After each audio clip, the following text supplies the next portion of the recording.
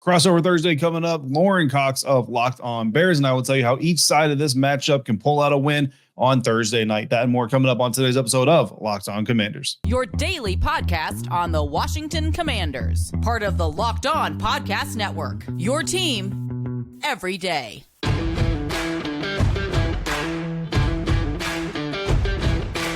Welcome into this Crossover Thursday episode of Locked On Commanders, your daily podcast covering the Washington Commanders, part of the Locked On Podcast Network, your team every day. Thank you so much for making Locked On Commanders your first listen of the day every day. And don't forget that you can subscribe for free on YouTube or wherever you get your podcasts. And you can continue this conversation with me by becoming a Locked On Commanders insider. Simply go to joinsubtext.com/LockedOnCommanders. And from there, you can text me one-on-one about games, practices, news, rumors, fantasy, whatever it is you want. I'm your host, David Harrison, on Twitter at DHarrison82, credential member of the media covering the Washington Commanders for CommanderCountry.com and part of Sports Illustrated's FanNation. I'm here with you every Monday through Friday, along with our everydayers and everydayers. As you know, I greatly appreciate your support for the show. Now, without further ado, let's bring in Lorin Cox of Locked On Bears and get started on this Crossover Thursday episode of Locked On Commanders. Today's Crossover Thursday episode brought to you by Prize Picks, the easiest and most exciting way to play daily fantasy sports. Go to prizepicks.com/LockedOnNFL. Use the promo code LockedOnNFL, all lowercase, for a first deposit match up to $100. And on this crossover episode, we're going to discuss what the Chicago Bears and the Washington Commanders both have to do to come out of FedEx Field with a win on Thursday nights. And we're going to discuss some key matchups and players for Week 5 along the way. But first, we're going to start with the biggest things happening around each team. So, Lorin, what is going on around the Chicago Bears these days? What isn't going around with the Chicago Bears these days? I mean, you know what I mean? It's like pick your scandal, pick your controversy, pick your story. The big one this week, though, has been the Chase Claypool situation, and we don't need to get too deep into it because he's not going to play in this game. And the story is that he's not going to play in this game. Like that's kind of the whole thing, that he has been asked to stay away from the team and is largely. I mean, the Bears aren't saying specifically what happened, but you read between the lines. You know, he was made a healthy scratch on Sunday. They felt like his effort hasn't been where they want it to be. Matt Eberflus kind of hinted that there have been maybe issues in terms of meetings and attitude and participation. And he also spoke out against the coaching staff last week on Friday and kind of expressed that he didn't feel like he was being used properly here. The Bears claim it wasn't retaliation for those quotes, but obviously wish he had said it. But now we're to the point where he's either going to be cut or traded, and there's not really any path to him returning to this team, barring some sort of miracle, come to Jesus moment where everybody gets together and sings Kumbaya. So Chase Claypool's out. It's a matter of whether another team will give the Bears a 7th round pick to go get him, or whether they'll just have to cut him outright at the trade deadline.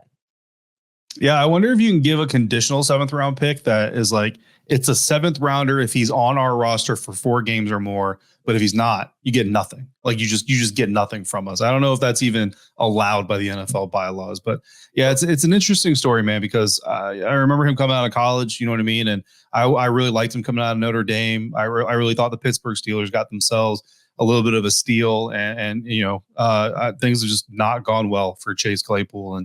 And yeah, man, the comments about the coaching staff. I mean, it didn't work for Justin, and Justin says he wasn't even really trying to throw the coach staff under the bus. So I don't know why he thought it would work for him anyway. But like you said, not going to play in the game, but that certainly still impacts the game because, again, any potential talent that's not on the field certainly is going to impact the game as it gets played. What we're looking at here in Washington, obviously, young quarterback Sam Howell, Eric Bieniemy, the offensive coordinator, those are big storylines, and they're certainly going to play heavily into what happens in this game. But really, the buzz right now, Lorin, is about the defense, and it's about the lack of defense that people are seeing with the Washington Commanders. Right now, the Washington Commanders are bottom 10 in the NFL defensively in rushing and passing yards allowed per play, while sacking the quarterback at a higher rate this year than they were last year.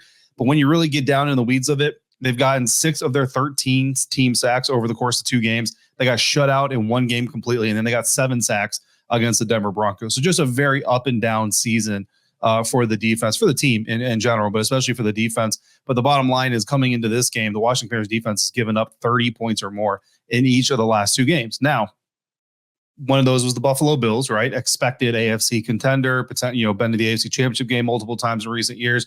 One of those was the Philadelphia Eagles, just got done losing a Super Bowl. So there's a little bit of a grain of salt to be said there, but but fans, media members, the team itself, they're still frustrated that a defense that they all want to be top 10, top 8, they're eyeing for a top 5 position is still giving up 30 points in these two situations. And for Commanders fans, that's 30 points without the Sam Howell pick sixes and all those things, fumble sixes. That's the Arizona Cardinals game. But without the offensive contributions, that's just the defense.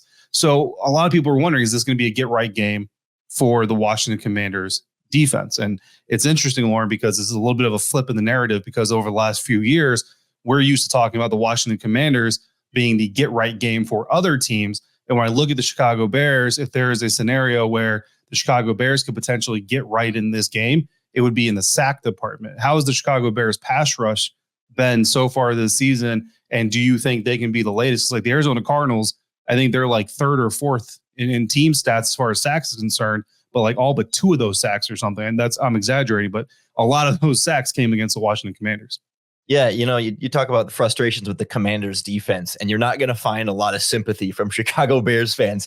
Like you said, they gave it up 30 points in the last 3 games. The Bears, I think, are at 14 straight games over 25 points allowed, which is an NFL record for the most consecutive games allowing that many points, dating back to last season, obviously, with a defensive head coach.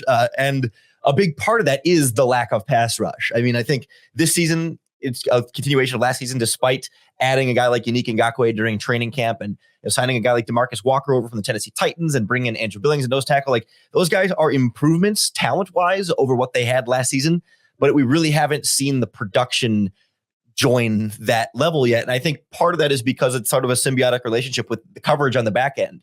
And the Bears have had all of their defensive injuries have been concentrated at cornerback and safety. And so as much as like this Bears pass rush isn't very good on its own, it's that much harder to be a good pass rush when you've got 3 backup cornerbacks and at times 2 backup safeties. Like, all 5 players in your nickel package have been backups at points in this season.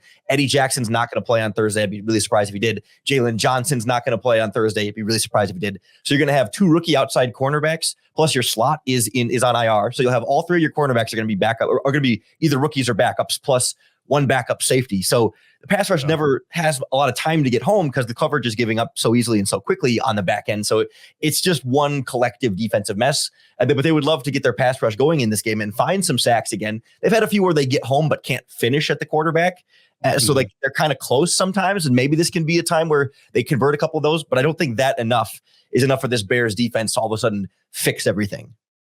Yeah, it's going to be really interesting. And certainly Sam Howell against that pass rush, trying to get started. Sam Howell against that secondary, inexperienced or thin on the top end, is going to be a big part of who comes out winning this game. Interesting stat that I've kind of thrown out on my show and on Commander Country on SI.com. Sam Howell has yet to have 2 straight solid QBR games, or 2 games where he improved his QBR. So starting from his first start against the Dallas Cowboys, he has alternated lower QBR with a higher QBR going back and forth. So this would be the game that his QBR would drop. But the Chicago Bears have not allowed a QBR under 114 yet this season, which means Sam Howell has a prime opportunity to potentially string together 2 solid QBR days. Hopefully this one coming out in a win after losing the Philadelphia Eagles on Sunday. But is that the matchup that we are going to focus on the most when it comes to this Thursday night football matchup? We'll tell you that coming up next on this crossover Thursday episode of Locked On Commanders and Locked On Bears, part of the Locked On Podcast Network, your team every day. And this crossover episode is brought to you by Prize Picks, the largest independently owned daily fantasy sports platform in North America. They are the easiest and most exciting way to play DFS, because it's just you against the numbers. Instead of battling thousands of other players, including pros and sharks, you pick more than or less than on 2 to 6 player stat projections and then watch the winnings roll in. I take 3 players every Thursday night, though. That's my tradition during the season. I am taking for Thursday Night Football Commanders quarterback Sam Howell for more than 250.5 yards of total offense, as passing and rushing. Running back Brian Robinson Jr. for more than 65.5 yards rushing, and Bears quarterback Justin Fields for more than half an interception. Prize Picks now offers Apple Pay for quick and easy deposits into your account this football season. So go to prizepicks.com/LockedOnNFL. Use the promo code LockedOnNFL on all lowercase for a first deposit match up to $100. Again, prizepicks.com/LockedOnNFL, promo code LockedOnNFL. Prize Picks, daily fantasy sports made easy.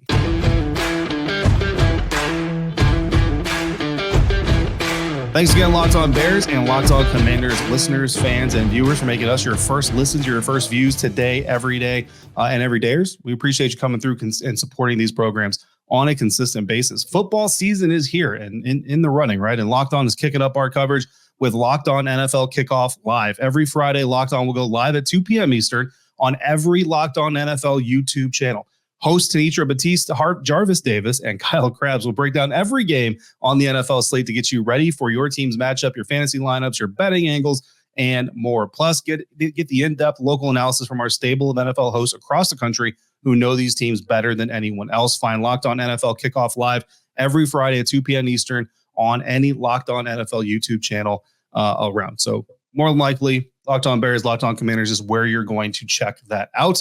They will not be featured on this weekend's live kickoff because their game will be done and they will be resting for at least 11 days. I don't know who the Bears face after that. If they're lucky, they get their bye week and they just get like a month off. But Lorin, Chicago Bears are 0-4. The Washington Commanders are 2-2. I don't know about the Bears folks, but 2-2 was what we would consider par for the Washington Commanders 4 games in. How do you feel about the Chicago Bears 0-4? And what do you think the biggest matchup is for Ohio State legend Justin Fields to get the first win of the season for that franchise?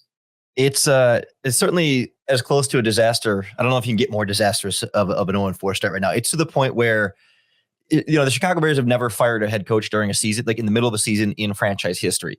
There's some thought that a loss to the Commanders, having that extra 10 days before they play the Vikings after that, could be a bad enough circumstance and enough time to make that head coaching change. The problem is Matt Eberflus is also the interim defensive coordinator because their defensive coordinator resigned after there were reports of some perhaps law enforcement investigation into, or so now they're saying it's an HR investigation into something he did. That's the kind of disaster we're sitting here at 0-4, and that this team has to sort of, that and the Claypool thing, put that aside and try and win your one-on-one matchups in this game. I mean, I think the big positional matchup here that every Bears fan is most worried about is the Bears offensive line against the Commanders defensive line.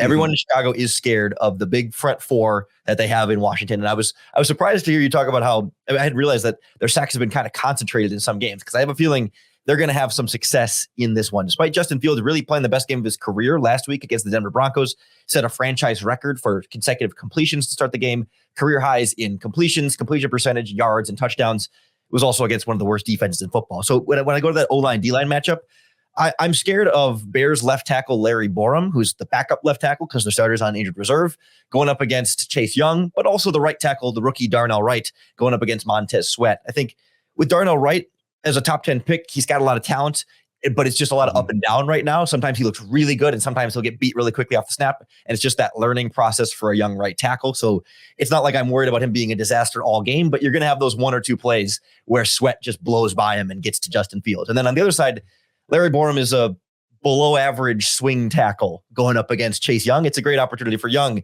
to get some things going here and start to build on his season in a more favorable matchup on that side. When both of your tackles are a real question, plus some questions on the interior, it does not make for a fine matchup when you see 4 studs line up across from you. Yeah, no, absolutely. And that's obviously a matchup that the Commanders are going to want to exploit as well and hopefully take advantage of.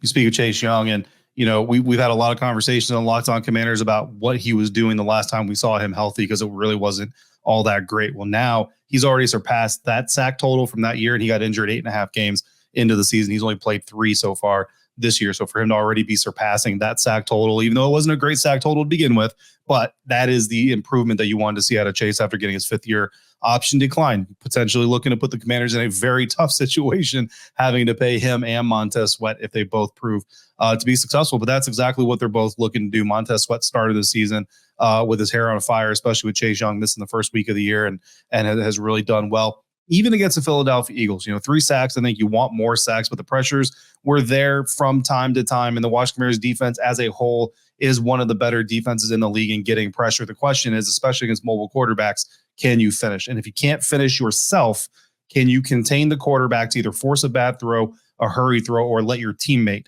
finish? And that's really kind of been the question is, and I know we once called these guys greedy, right? But you have 4 first-round picks on the defensive line, and that's great. But all 4 of these guys, they really like their own skill sets and think that they can really finish a play. So sometimes 1 or 2 of these guys do have a tendency at times to get outside their assignment and say, you know what, I'm talented enough. I'm supposed to go outside, but if I bend inside, I bet I can get to this quarterback. If they guess wrong, the edge is open, and that's where quarterbacks do a lot of their damage. And Justin Fields could certainly take advantage of that. I would also look out for Montez Sweat and actually Jamin Davis, their first round pick linebacker from a few years ago, to actually combine to stress that rookie right tackle out and maybe do some interesting combination things to him to try to see if they can't get one of those guys free, like you mentioned. Washington Commanders fans are going to be looking for Emmanuel Forbes, this year's first round draft pick. And Lorin, I don't know what your opinion on cornerbacks is and all that stuff. We all talk about quarterback being the toughest position to translate from college to the NFL. And especially if you don't come from a pro style system in college, then you got to get used to the whole basically different way of operating in the NFL.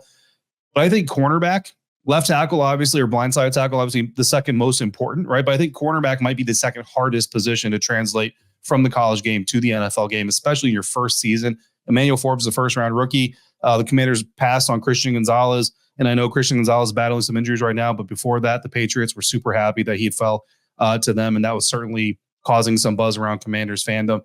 He got abused, man. He got abused by the Philadelphia Eagles. A.J. Brown did a number on him. Now, the Chicago Bears don't have an A.J. Brown, but if you are the Bears and if you're looking to get an upset win here, you have to look at Emmanuel Forbes and say, look, this dude just got beat up. His confidence may not be where they say it is. We got to go out there. We got to try to get DJ Moore on him. We got to try to get Darnell Mooney on him, and we got to try to exploit that. So do you think that's where the Chicago Bears will try to go? And how do you think that passing game can exploit a rookie that maybe isn't operating at full confidence?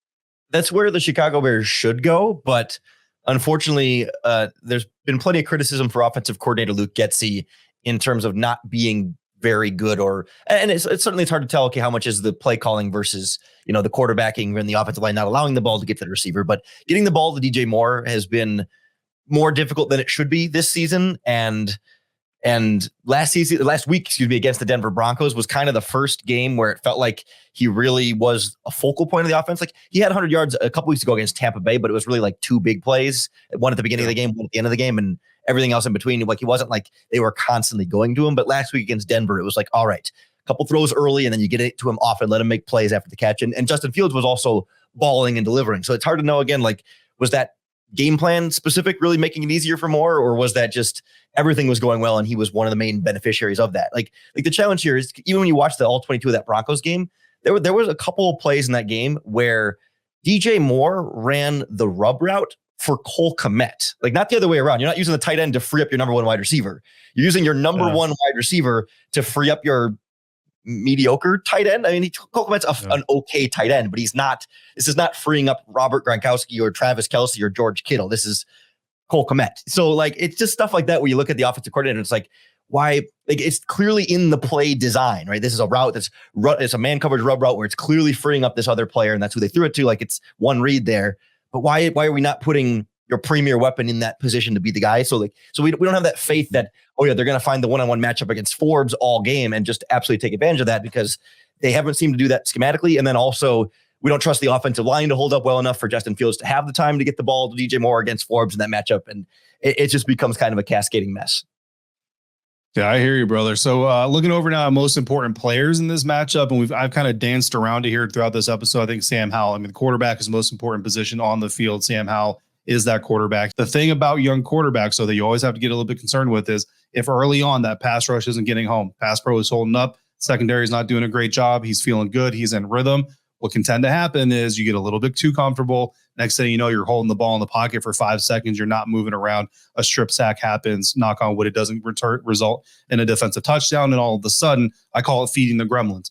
You're giving the monster that doesn't have to be a monster fuel to become that monster. And that's what I get worried about from a young quarterback. Sam Howell is incredibly intelligent, makes a lot of heady football plays, but even he will admit to you that he's still learning how to make sure that his clock is on time. That's why I've got Sam as the most important player, outside of the fact that obviously he's the quarterback.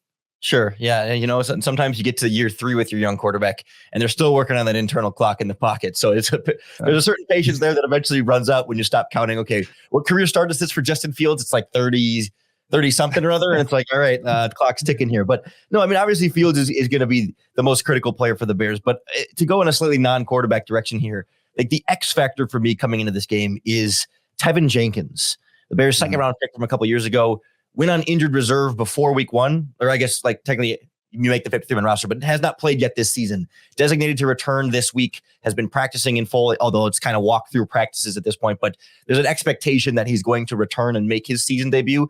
He'll plug in at left guard where this will be his first game ever playing at left guard. He played right guard last season, so in theory, there might be an adjustment there, but need to see him play that at a high level. And if he plugs in at left guard, then Cody Whitehair, their current left guard, will move back to center. And he'll replace Lucas Patrick, who's been pretty abysmal for them at the center position. So in theory, you can kind of upgrade 2 positions with 1 return here. Even Cody Whitehair struggled a little bit at left guard this season, even though it's where he played last season, but they'd had him all offseason working on center until the Jenkins injury, which again frustrates the heck out of Bears fans when a guy's playing one spot all year after you moved him and then you just move him back at the first sign of an injury. But regardless, like you maybe can have the most stability on the interior of the offensive line that we've seen all season. Obviously, we talked earlier about the tackles being a concern against Sweat and Chase Young. Still very concerned about Daron Payne and Jonathan Allen in the middle there, but I may be slightly less concerned or maybe just more hopeful that Jenkins returning plus moving Whitehair back inside and Nate Davis settling in at right guard now can be a more formidable interior to at least keep the front of the pocket clean for Justin Fields if he needs to step up. Absolutely. So what has to go right for the Chicago Bears to win this game at FedEx Field on Thursday night? What has to go right for the Commanders to get their 3rd win of the season, stay above that 500 mark? We're going to tell you that next on this crossover Thursday episode of Locked On Commanders and Locked On Bears, part of the Locked On Podcast Network, your team every day. Today's crossover episode brought to you by FanDuel. Snap into action this NFL season with FanDuel, America's #1 sports book. Right now, new customers, you get $200 in bonus bets guaranteed whenever you place a $5 bet. Literally bet $5 on anything you want to on FanDuel, and you will get $200 in bonus bets whether you win or you lose. Currently, the Washington Commanders are 5.5-point favorites to beat the Chicago Bears this Thursday night. So if you think the Bears are going to cover, drop $5 on that. And whether they do it or not, you get $200. You think the Commanders are going to cover? Same thing. If you've been thinking about joining FanDuel, there's no better time to get in on the action than right now. The app is easy to use. There are wide-ranging options for betting, including spreads, player props, over-unders, and more. And one of my favorite features, you can build your own parlays, and I love doing that. I definitely get myself in trouble sometimes, though, because like I mentioned earlier, I tend to overthink things. So visit FanDuel.com/locked-on and kick off the NFL season right. FanDuel, official partner of the National Football League. Today's Crossover Thursday episode is also brought to you by BetterHelp. This show is sponsored by BetterHelp. Do you ever feel like your brain is getting in its own way? Like sometimes you're trying to focus on one thing, but this other thing, whether it be a problem, an experience you recently had, some other life event, some other external stressor, just keeps butting in and won't let you keep your eye on the prize. Therapy helps you figure out what's holding you back so you can work for yourself instead of against yourself. It's helpful to learn positive coping skills. It's helpful to teach you how to set boundaries and empowers you to be the best version of yourself. And it's not just for those who've experienced major trauma. Any kind of stress that's getting in the way is stress that you need to deal with. And if you're thinking of starting therapy, give BetterHelp a try. It's entirely online, designed to be convenient, flexible, and suited to your schedule. And if you don't like the first person you get paired with to help you, you can switch. No reason need to be given. No excuses, no letters from anybody. If you want it, you get it. Make your brain your friend with BetterHelp. Visit BetterHelp.com/locked-on today to get 10% off your first month. That's BetterHelp, HELP.com/locked-on.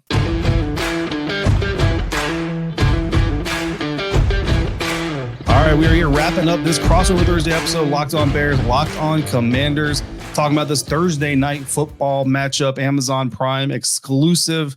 Lorin NFL Films was in Ashburn, Virginia, doing all kinds of footage on practice and press conferences. I'm sure they got a lot of thrilling footage of the exciting walkthrough that the Commanders executed on Tuesday. So for the Bears to pull this thing off, whether it's cover the spread, whether it's completely win right out, what do they have to absolutely nail on Thursday night against the Commanders? A lot, and that's the problem, right? I mean, we were on path for watching a victory last week on Sunday against the Broncos, and what went so well for the Bears in that game, a couple different things, but it feels like mainly Denver sat back coverage wise and were extremely predictable. A lot of man coverage, which is really easy for Fields to read, and a lot of just single deep safety coverage where, you know, pre-snap, if they keep a safety deep, and they never rolled their safeties back much at all. So you can tell pre-snap it's going to be single deep. You send the guy in motion, you know it's man or zone. All right, Fields knows what his coverage is already. Snap, throw, you're good to go. But part of that too is, you know, getting into a rhythm early, building that confidence for Fields. I think you saw him be so much more decisive in the pocket, stand in there and deliver a ball into a tight window with an unblocked player bearing down on his left side. Like he did that a few different times in that game and made some of the most impressive throws we've seen from him in a number of years. So the Bears need to find a way early to make things easy on him, to get this offense rolling. Feel like there's a lot of confidence that they can build on from at least the first 3 quarters of last week against Denver. And, certainly that to me, that's going to come down to the pass rush versus the offensive line. I think the Bears are going to be able to run the ball just fine. They've been able to pretty well do that all season and did it last season with pretty good success there. Teams are spying Justin Fields a bunch. I'm not expecting him to necessarily run all over Washington, but the regular ground game can take some of the pressure off of him. And then, get DJ Moore going against Emmanuel Forbes. Offensively, build some of that confidence. You can start to catch up that way. Defensively, I don't know. I don't know what you can do with this team. I mean, they blew a 28-7 lead against the Denver Broncos last week. I don't trust them to just hold on against Sam Howell, even though he's a younger quarterback. He's been impressive. And if they can't get a pass rush going against him and they got a super young secondary with a bunch of injuries to try and cover guys in the back end, there's no magic fix, right? You can't just say blitz more, because they tried blitzing more against Russell Wilson and it kind of worked until he figured it out. So blitz less or try and mix up coverages more. Like there's just no magic fix for this defense. So what it'll take for them to win, a turnover, a batted pass at the line of scrimmage that gets picked off, or a strip sack or something like that. You talked about, Sam Howell maybe trying to do too much or being overconfident in some of those moments. Like they need Washington to give them something. As long as Washington doesn't beat themselves, they should be fine. But if they have the special teams miscue, the turnover that they just kind of gift the Bears, it's got to be something like that, because I don't trust the Bears on their own to just do it by themselves. Yeah, you know what? I'm glad you talked about that, because that's where I'm going to take that and run right into what has to go right for the Washington Commanders, because that is on the offensive side of the ball. Don't feed the gremlins, right? That I said I used that before. I'll use it again down the road. I'm sure I used it the last time against the Arizona Cardinals in Week 1. That was the last time the Washington Commanders were as heavily favored as they are in this one, and we're going into that matchup. And the thing about the Arizona Cardinals matchup is already raining at FedEx Field. So don't get them wet was not an option for the Washington Commanders. So you're already kind of halfway defeated. But then they had the turnovers, they had the sacks, and they fed the gremlins, and that gremlin almost devoured them in Week 1. Do the same thing against the Chicago Bears, and the Chicago Bears certainly have the personnel to make you pay for all those self-inflicted mistakes. And Sam Howell talked about that in his press conference Tuesday afternoon. He said, look, there are no easy wins in the National Football League. Their record is what their record is, but they still have playmakers over there. They still have a solid defense if they play accurately, and he's got to make the right decisions for his team in order for them to get the win. That's exactly the right mentality for Sam Howell to have, and as long as he doesn't feed the gremlins, they should be able to come out of FedEx with a home win Thursday Night Football, and then you've got a nice long break before you fly to Atlanta to visit old friend Taylor Heineke. On the defensive side of things, Jack Del Rio's already talked about, Ron Rivera's already talked about it, but you know what? They're hitting the nail right on the head, so I'm going to repeat it. Limit the explosives. The reason the Washington Commanders pass or yards per pass, yards per rush averages are so low, the reason they're bottom 10 in the league in those stats right now through 4 weeks isn't because they're just getting run over every down or they're getting passed on every down. It's because of the explosives, especially against Josh Allen and the Buffalo Bills. That Buffalo Bills game really kind of skews a lot of statistical categories for the Washington Commanders, but they're not the only ones that did it. They gave up explosives in every game so far this season. 2 of the 4 games they played, they've got one play touchdown drives that they've given up in the secondary. You can't do any of those things. You call it the defensive version of don't feed the gremlins. Make Justin Fields, make Khalil Herbert, make all those guys dink and dunk, make them go 10, 11, 12 play drives, and then wait for the opportunity to take advantage of the mistake when it comes. So that's what the Chicago Bears have to do to get a win. That's what the Washington Commanders have to do to get a win. One of these teams is going to get a win. And I think that the one thing we can guarantee, Lorin, because we actually can't guarantee that either of them is going to get a win. We've seen that. I think this is going to be a more entertaining game than last year's Thursday night matchup between the Bears and Commanders. I think we can promise that much. Hopefully this episode was entertaining for Bears fans, Commanders fans. That's going to do it for this crossover Thursday episode of Locked On Bears, Locked On Commanders. Coming up, Lorin and I will have, nothing, actually, post-game reactions. This is the last episode before kickoff, so make sure you come back to both shows for reactions after whoever wins, whoever loses. In the meantime, make sure you're following Lorin on Twitter at CoxSports1. You can find me at DHarrison82. As always, thank you so much for making us your first listens or views today and every day. Thanks for coming through on both shows on a consistent basis like you do. Thanks for making us part of your day, part of your routine. Until we speak again, please be safe, be kind, and we'll both see you next time for the next episode of Locked On Commanders and Locked On Bears, part of the Locked On Podcast Network, your team every day.